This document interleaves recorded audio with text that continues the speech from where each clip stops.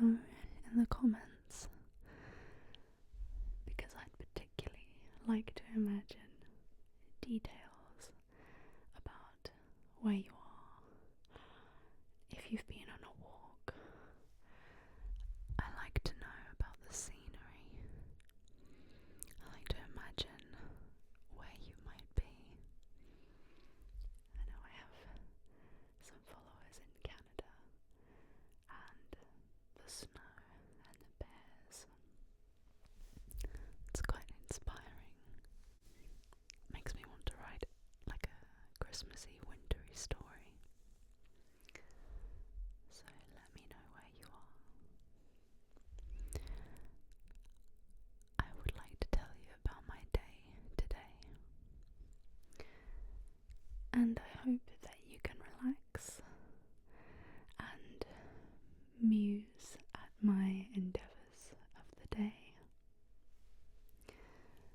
And whilst I do it, I'm going to do some self-care and show you a few bits and bobs, things that I've got that I'd like to share with you. And maybe you can also try on some of my glasses. These aren't just normal glasses though. These are funky glasses.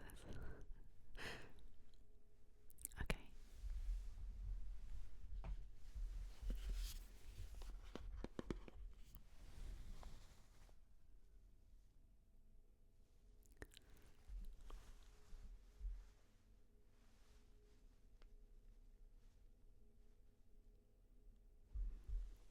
This is Willida Skin Food.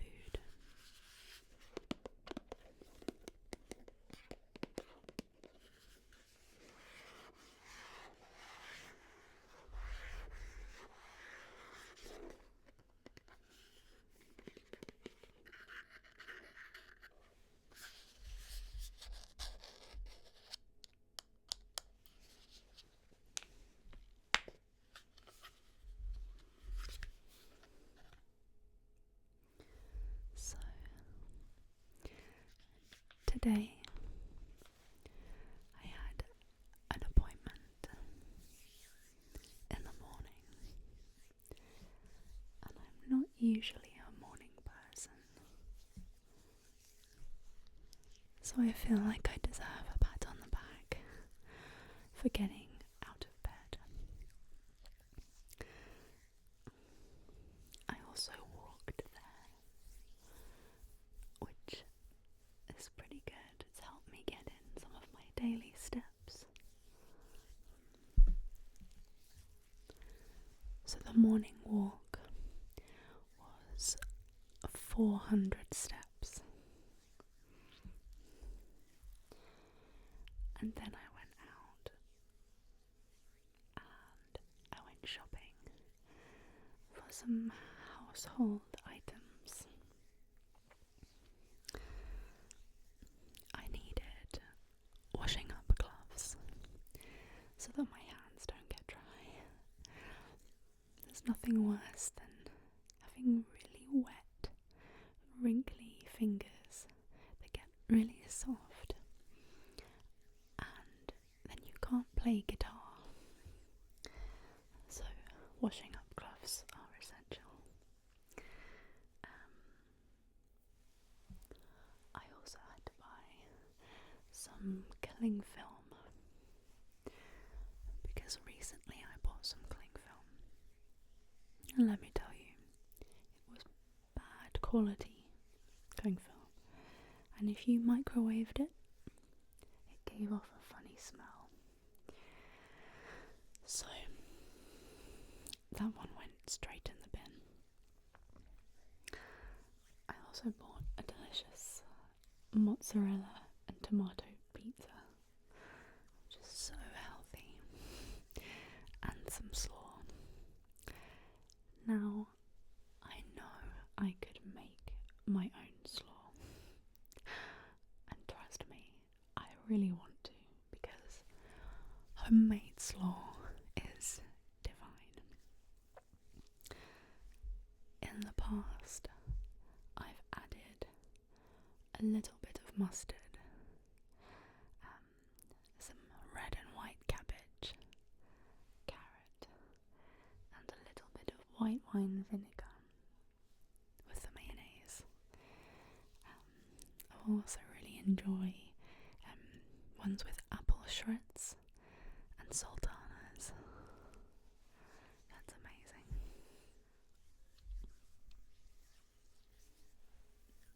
So after I did a little bit of shopping, after the appointment, I met up with my guitarist Steve, and we got to work planning our musical project. I've started a new musical project with my guitarist because I would love to sing some pop songs at a wedding or at weddings this year. So the task has been to find the sort of most loved and most wanted romantic songs, which, I mean, there's so many. I guess you just have to decide which ones you really like as well. So I don't actually usually sing a lot of pop songs, strictly because I'm a jazz singer, and it's just something that you usually try and stick to one particular discipline. But this year we thought, how about we combine the pop and the jazz and arrange some songs specifically for weddings. So these will be making the songs truly our own, and yeah, we're still doing covers, but in a jazzy way. So I know that I'm gonna really enjoy that mix of romantic, uplifting songs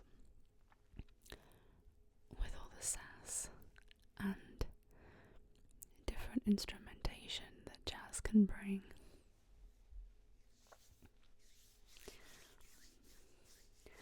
So I feel like we're going to be able to offer a broader range of music for people in this way.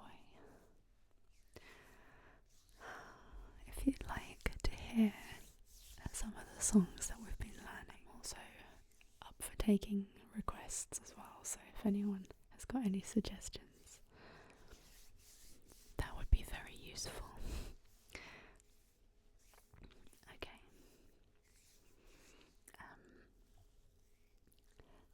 The first one at the top of the list is Make You Feel My Love by Bob Dylan. And Adele also sung this one.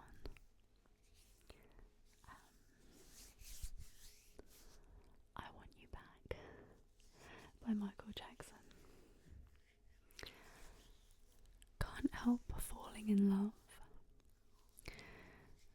Elvis Presley.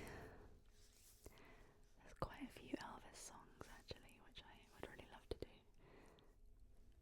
Can't Take My Eyes Off of You, which I first heard the Fugees version of that. I Believe in a Thing Called Love by The Darkness. I really think that as a jazz singer,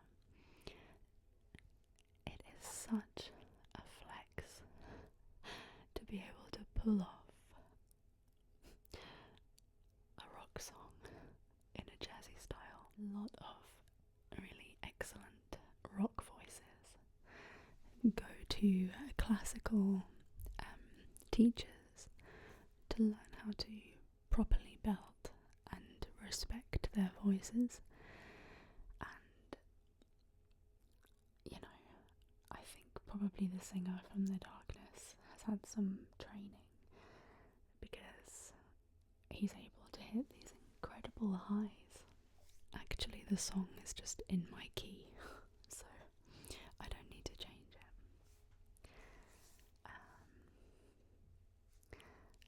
At Last by Etta James. And You Make Me Feel Like a Natural Woman by Aretha Franklin. Ed Sheeran, Perfect. And I don't know if I've already said Better Together by Jack Johnson. Love that song.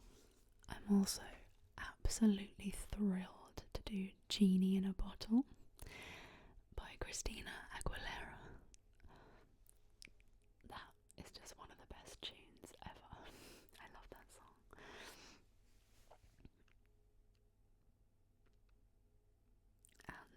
And also Wherever Whenever, or Whenever Wherever by Shakira. I actually really enjoy doing an impression of Shakira, but I won't do it for you now. Maybe if I get any requests for it, I'll do it in the next video as an add-on. One of the things that's a bit of a misconception about singers is that if you're a good singer, you can just sing anything straight away. But actually, the thing about pop music is that the variety and range of voices and stylistic choices are so wide and different that you really have to learn how to sing each song as like a brand new learning curve. The tendency when I first try to sing any new song is to imitate the original artist, so I give that a try. And in doing so, I hear the parts of my voice that need work and attention, and the parts that come easier. Sometimes you want a really easy job, so you find a way to sing the song in your usual style. But other times, the song calls for a specific way of singing. Perhaps you belt every now and then in a song and save the belt for the climax or the chorus of the song. But when you're singing Whitney Houston, I Will Always Love You, you will have to find your belt and sing it in your voice, how your voice will allow you to belt for most of the song. But you can also look at Dolly Parton's original version of that, and she has such a clear, gentle country voice, and it really is a wonderful song. So, in essence, when I'm learning a new song, I try it out. I try each version on like it were a new coat, and I see where the voice suits. Maybe I use both versions, and I try to keep the feeling of the song true to me and to how I perceive the meaning of the song. I used to be in a soul band called the Interstellar Soul Band, and we did so many songs that require you to belt for most of the song, and I wasn't always the best at keeping up with my vocal warm-ups, and even if I could do a warm-up and do the whole rehearsal and it sound fine, sometimes the stress of a gig becomes overwhelming and you don't realise that the time has run out and you're expected to sing in 5 minutes. And let me tell you, 5 minutes is not enough time to warm your voice up properly. I think you need 15 minutes of gentle warm-up, and the focus on gentle, I'm really going to focus on gentle because you can't warm up if you go hard. Then you're just exercising.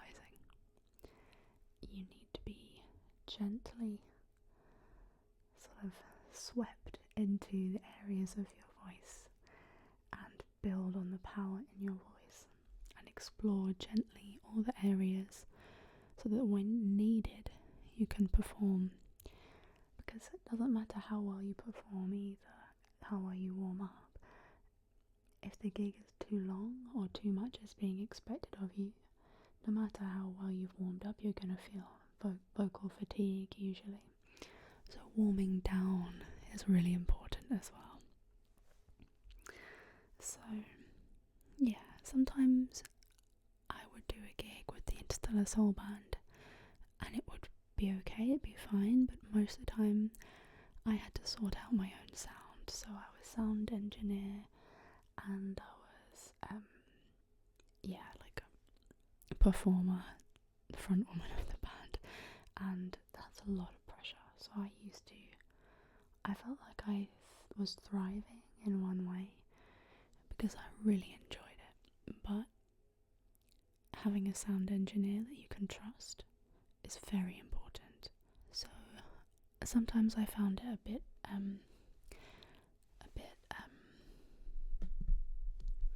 just a little bit vocally taxing, going back to a soft jazz voice after singing the sort of quite heavy, rough and ready soul band stuff. It wasn't all like that though. I mean, sometimes we would sing Mini Ripperton, and there's a couple of songs I really loved singing of hers actually. My favourite by far was Baby This Love I Have. So if you haven't heard Mini Ripperton, Baby This Love I Have, check it out, it's gorgeous. Really good bass as well, really good bass line. Also, you have to be wary of building your strength in one area of your voice and not looking after it in other areas, because you can lose the nuances and the character in your voice, all those delicate sounds, when you're just full on belting a little bit. People love the strength, but also people love those nuances and the softness and gentleness. So it's really important to respect your voice, and if you feel like, ooh, I sound so different now and I'm not sure I like it, then, taking a little bit of time off is essential before you switch to another genre. I would really love to have a healthy voice and to continue singing for as long as possible, because I'd like to perform for many years to come. One of my all-time favourite singers is called Sheila Jordan, and she's one of the greats. I'm just going to carry on with some self-care. This is almond oil, and I've moisturised my hands with some moisturiser, but now I'm going to put some sweet almond oil over the top.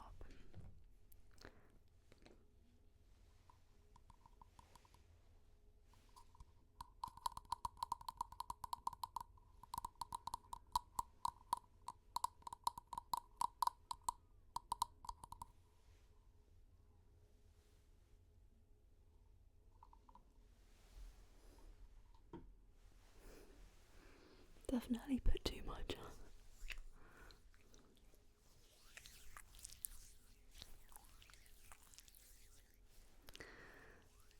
So, Sheila Jordan, she's still singing at 94. She's one of the greats. She's the first lady album on Blue Note Records, and she has an absolutely incredible voice and a unique take on songs.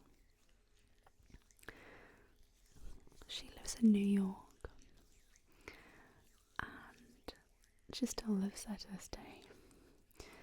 I've actually met her, and I've got one of her books. Well, it's a biography called Jazz Child, and someone has lovingly collected all this information about her. And she came to London, and I did a jazz vocal she came to London, and I did a jazz vocal workshop with her. She was just wonderful, and she was actually the youngest person in the room, which told me a lot about how difficult it is, even for jazz greats, to reach younger audiences.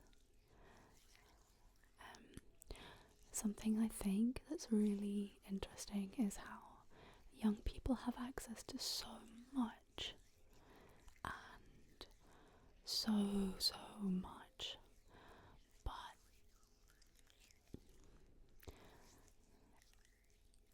it's quantity and not necessarily quality. When I watch TikTok and I just see videos after videos after videos of people doing dance routines, I think, oh, that looks fun, and but then when you think, is this, I mean, they're just like little trends, aren't they? And then they disappear. And I think, how much effort does it take to learn a dance routine? How much effort? How valuable is that? I mean, if it brings you joy, it's very valuable. I will say that. But I think it's incomparable aside to musical artists and the greats. And when you think they're not getting as much traction in social media, they're not trending, they're not this, they're not that, it kind of makes it even more valuable, actually, because when you think about it,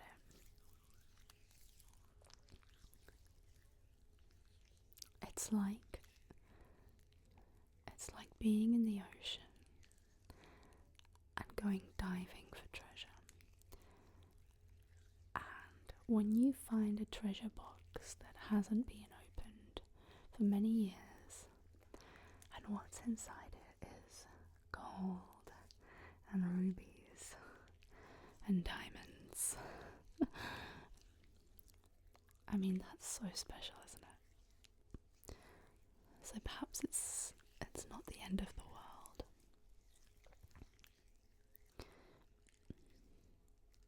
But I just really hope that people learn to recognize the value in truly great things that have longevity, things that have meaning, and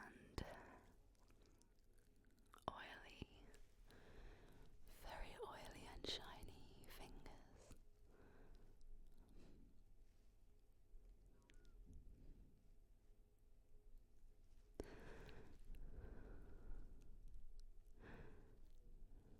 I think it's really good to moisturize before you oil.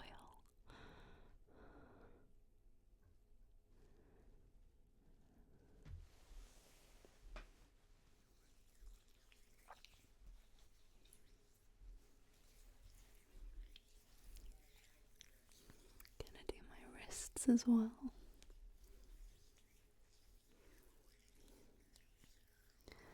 So I bought this furry shawl that I'm wearing for a Christmas gig, and I never actually ended up wearing it. decided that I was going to wear it in a video, and that video is today. I think it's just so soft and warm, and who says you can't just wear a furry shawl in your house if you want to? I mean, I think there's one thing being fabulous at gigs, and it's another thing to continue being fabulous at home. And you know what? I would like to be fabulous 24/7, so that's my goal.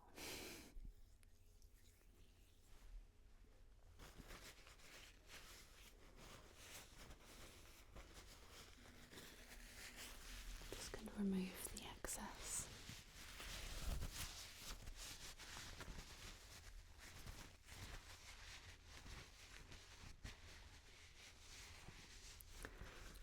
I know a lot of ladies who make ASMR have the really long nails, and I have considered it, but it couldn't be a permanent fixture because I love to play guitar.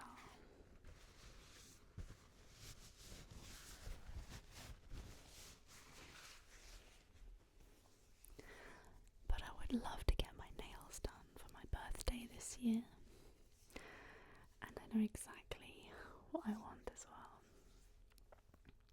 I would really love to get pink, pale pink with red tips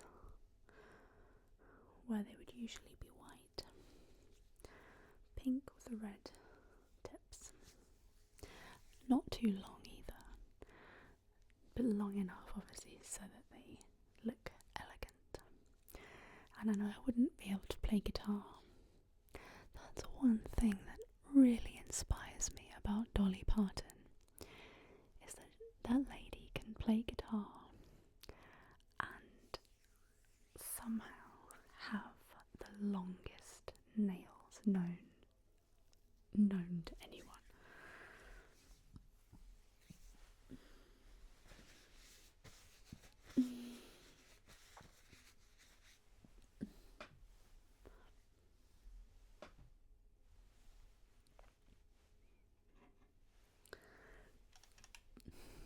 Would you like to try on some glasses? I'm going to try them on first, and then if you want to try them on.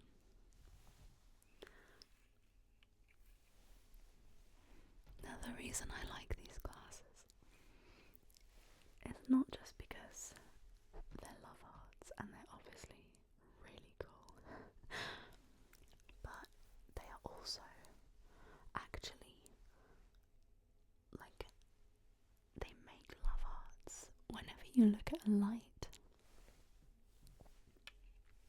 Do you want to see what I mean?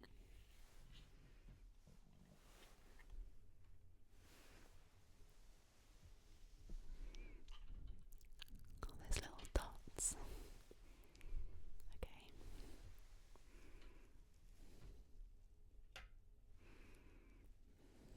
Can you see all the love hearts?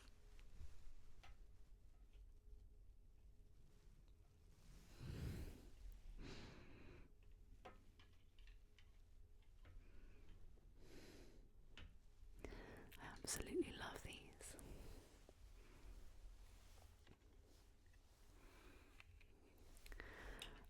I bought them, and I bought them as some gifts for people as well.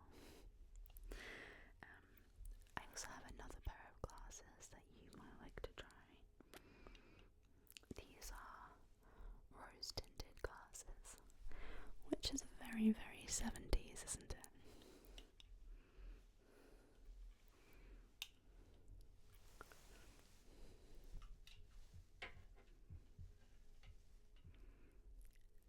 How's that? Is everything better in pink? Is it rose tinted? I think everything is better in pink.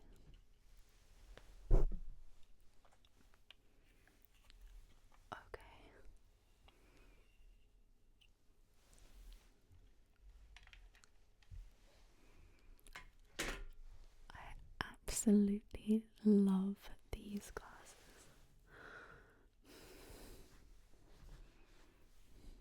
I think I might just start wearing them to all my gigs. I say all my gigs, I don't have many gigs at the moment. It's a bad time of year for gigs. But I do have one at the end of the month, which I'm really excited about. So I will be there singing jazz with my guitarist Steve. Should I wear the glasses? I also wanted to show you something that I feel so lucky to have in my possession. Now, growing up, my uncle Vincent has always been around. He's always been there for me. And I absolutely adore him.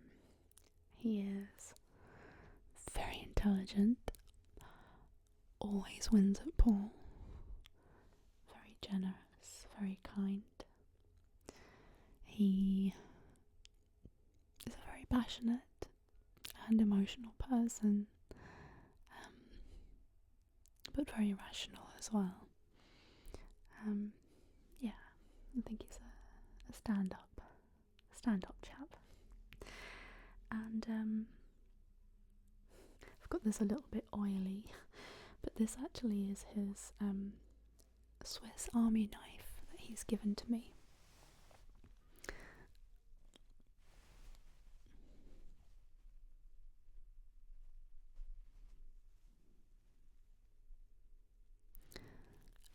And would you believe that this is 51, nearly 52 years old, and he's had it since he was 10.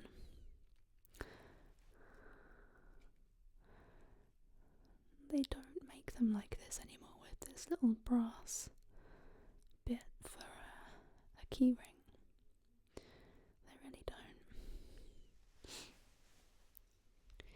So he's had this since he was 10, and my granddad, who is also called Vincent, who sadly passed away, took him when he was 10 to Granola's market in sort of on the outskirts of Barcelona, and he picked this out for his 10th birthday. And I recently got into pocket tools, because I'm an independent woman and I like to be able to,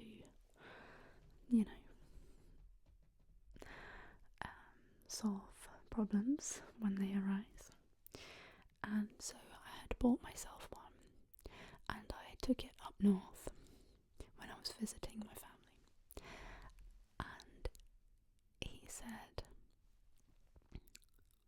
he showed me his, and I didn't know he had one.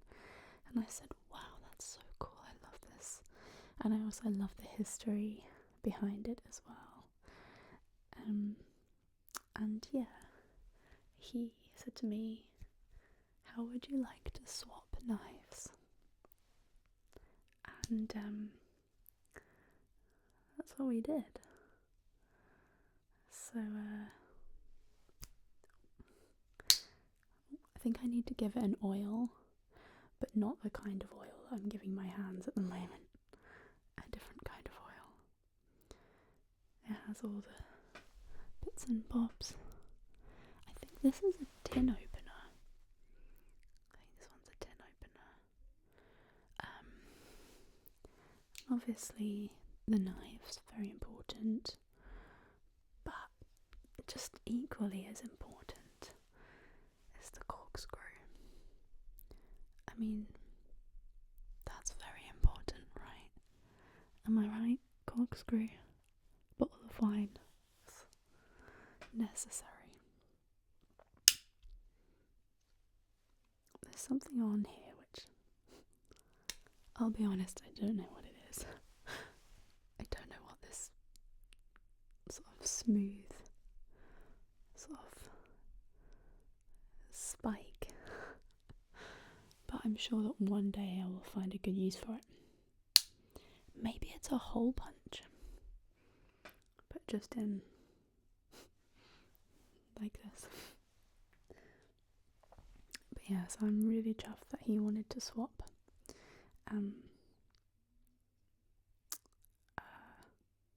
Swiss Army knives with me. He said to me, "Oh, I've had mine for ages, I want a nice fresh one, you can have the old one." And he also said to me never to tell him if I lose it. So I can never lose it. So hopefully I'll never have to not tell him that I haven't lost it, because I just won't have lost it. I should probably get some kind of tracking device inserted into it, so that if I ever do lose it, I will be able to find it again within a reasonable amount of time.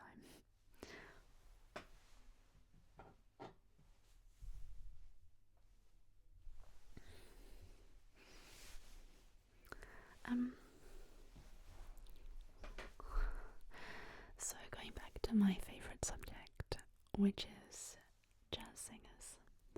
I did mention about Sheila Jordan, and I actually have her book, I think, on my shelf. Cardboard. It's on this shelf.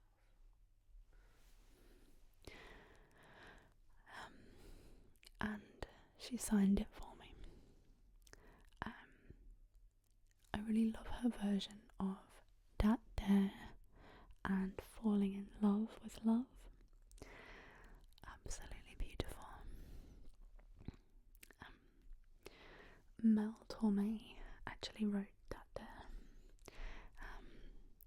He's also one of my favourite voices. He has a voice like butter. I really also adore Kurt Elling. His voice is so deep and sexy, and he's the master, he's the maestro. I don't think that we'll know another singer of his calibre in our lifetime, which I know is quite a statement to make, but to me, Kurt Elling is amazing. I actually went to see him at the Union Chapel in London, in Islington, last year.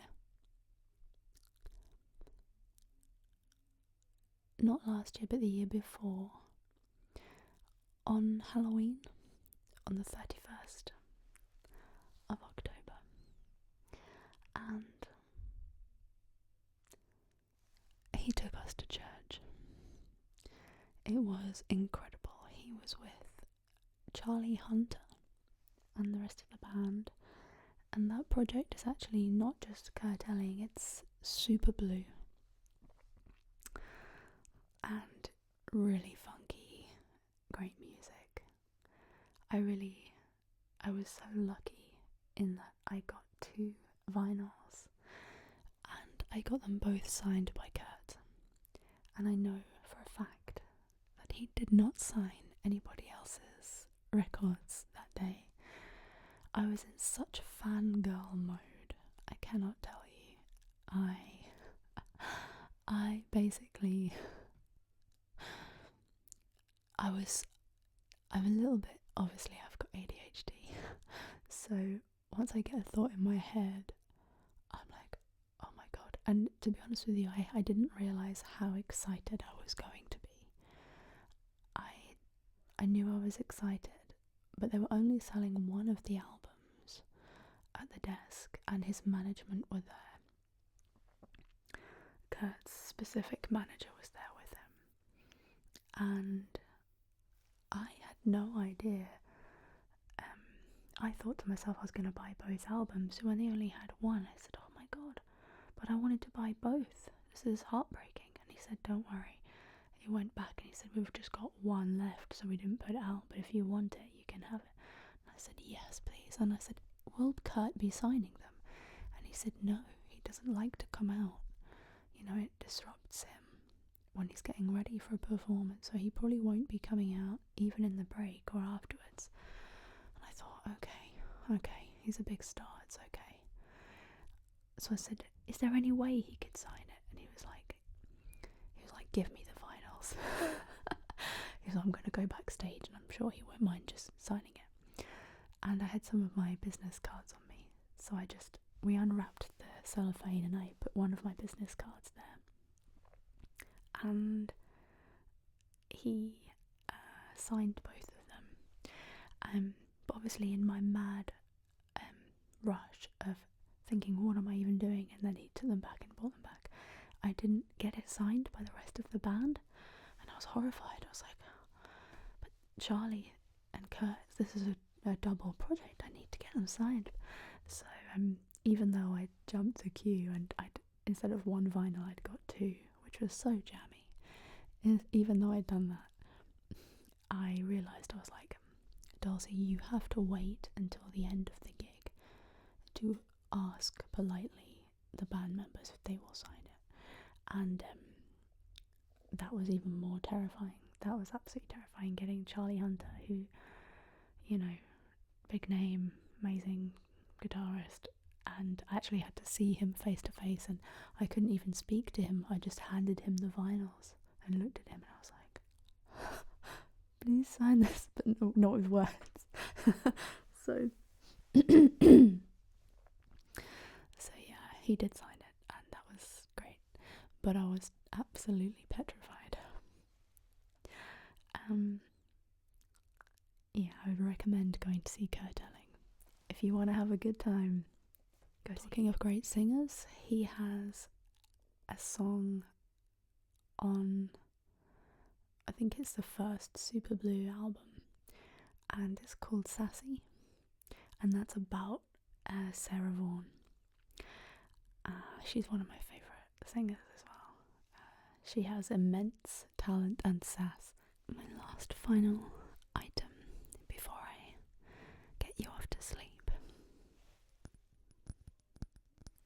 is this very elegant perfume,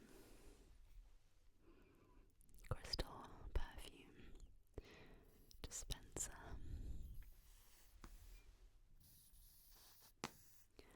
It actually smells a little bit of Chanel No. 5.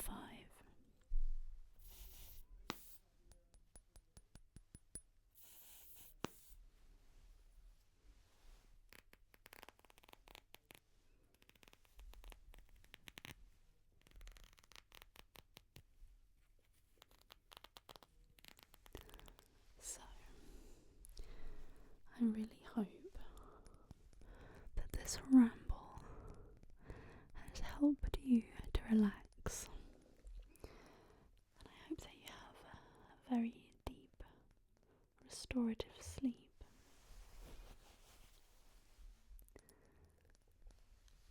I hope that you're warm and that you have a hot water bottle if you need one, or an electric blanket.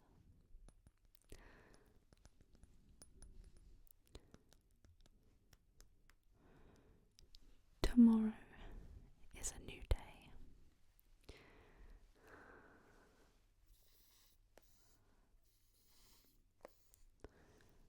Tomorrow is a new day. The sun will rise. And even if it's grey and rainy all day, which it often is in January, all the usual things will still happen. The birds will be the first to wake at the dawn chorus. Cats will paw at us and scratch at the doors, and if they haven't been allowed in at night. Children will get woken up taken to school. The traffic will be busy as people make their way from school to work. People working from home will be sitting down at desks with cups of coffee, maybe tea if you're in the UK, possibly even pain au chocolat and other types of pastry.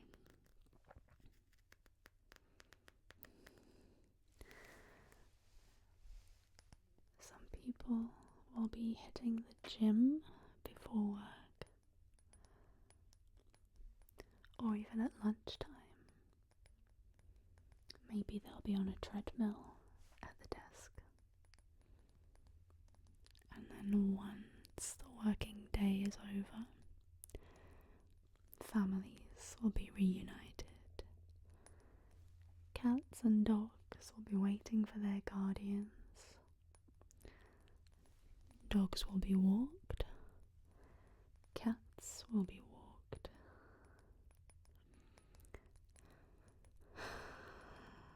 Then, after dinner, books will be read by nightlights. YouTube videos will be watched on iPads. People will be wearing blue light blocking glasses and drinking herbal tea and drifting off in the most relaxed state into deep, deep slumber, with clocks ticking, waves crashing, the distant sound of trains, the sound of their own movement under the covers, and your own heartbeat as you relax further and further into deep relaxation.